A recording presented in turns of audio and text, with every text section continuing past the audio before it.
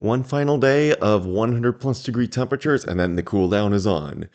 This is going to be another update on what's going to be happening the next couple of days, and I'm also going to be including something brief on the smoke situation.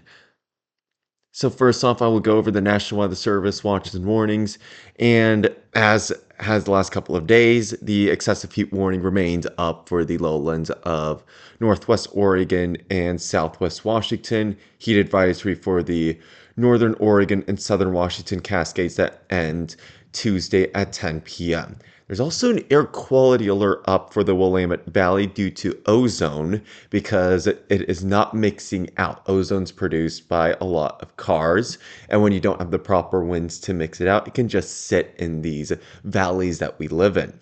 So that is up until Tuesday at 8 p.m., and the red flag warning is also back up for the central Oregon area, and there was a red flag warning issued for the Willamette Valley after my video was released yesterday morning. That has been allowed to expire, but I would not be surprised if one popped up again today, just because conditions look pretty comparable to yesterday. Now I'm going to go over to the NOAA model site, and I'm going to give you a brief look at the smoke forecast. So I'm on the National Weather Service's high resolution rapid refresh model page. So this shows the near surface smoke that this high resolution model is expecting over the next day and a half or so. Most of the smoke we'll be experiencing in the atmosphere is going to be coming from the fires here in Southern Oregon, specifically one to the northeast of Medford. Redder colors mean more smoke, bluer colors mean less smoke, and white means hardly any, if any, smoke is expected. I'm going to let this one play out, and as this model shows, it is not expecting any smoke here at the surface of the Willamette Valley, which means great air quality outside of the ozone issue. If you're going east in the Cascades, there might be some issues with near surface smoke, but it's going to be pretty light. Now, on this other image I'm going to show you, so this is the vertically integrated smoke. So this is the smoke throughout the air column from 25,000 feet in the atmosphere down to the surface. This first image I have loaded is for 7 a.m. our time, and Eugene is right about where my mouse pointer is, and the smoke in the atmosphere is just starting to touch Eugene. And if I play this throughout the day, I'll fast forward this to 5 o'clock, which is where we have our highest temperatures of the day.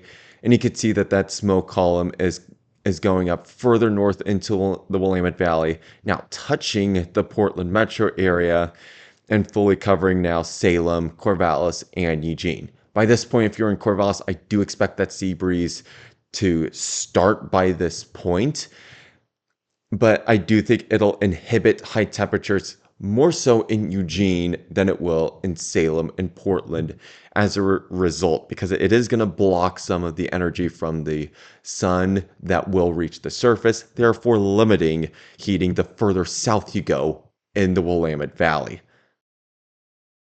So now that we have the smoke part out of the way, I'm going to be talking about Tuesday's forecast. So I'll start on the coast with highs, generally speaking, are going to be in the low to mid 70s if you're right on the coast or just a mile or two inland. But if you go to the more inland towns of Tillamook and Astoria, which is about 5 to 10 miles inland, highs will generally be in the 80s there. But once you get in the valleys, temperatures will be much warmer.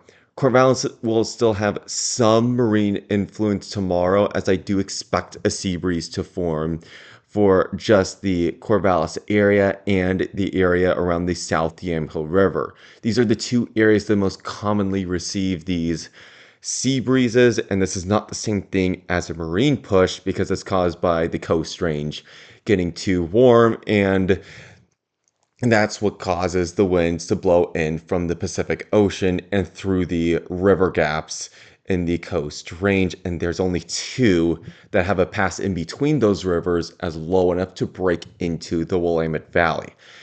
Now, Anywhere east of there, like Lebanon, I'd probably expect somewhere between the 102 and 105 that I'm expecting in Eugene and Salem, respectively. And like I mentioned, I do expect Eugene's high temperature to be inhibited by the smoke by about 1 to 2 degrees, other than what would normally be expected. I don't expect that to be the case as much the further you get to the north, with Salem probably be inhibited by probably no more than a degree, and I don't think Portland's will be inhibited at all. I'm expecting a high temperature of 104 degrees, and then I just put some numbers east of the Cascades for comparison to how hot it's going to be over there. Highs range anywhere from the lower 100s in central Oregon up to 110 degrees in the Dalles, and I'm not expecting a cool off there, unlike the Willamette Valley. Onto the 7-day forecast, and I'll start with Corvallis. 100 degrees today, some smoke in the air. I don't think it'll be enough to inhibit the high that much before the sea breeze kicks in down low. 93 tomorrow, 90 on both Thursday and Friday, with some higher clouds on both Thursday and Friday, and possibly some smoke on Wednesday, with back to full sun Saturday, Sunday, and Monday, with highs back in the lower 90s. Low consistently are going to be in the mid 50s, except for tonight, with lows closer to 60 because of the smoke that's blowing away. Now, for the Portland metro area, high temperature of 104 degrees before cooling off to 93 degrees. Tomorrow and Thursday and Friday, I'm now expecting some higher clouds in there with high temperatures in the upper 80s.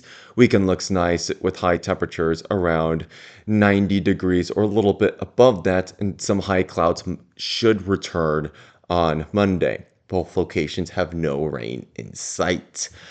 So that is going to be it for this video. I am going to come out with one final update tomorrow. As I normally do, I will go over the records for this heat wave, my personal accuracy for forecast for my own future reference, and in case any of you care.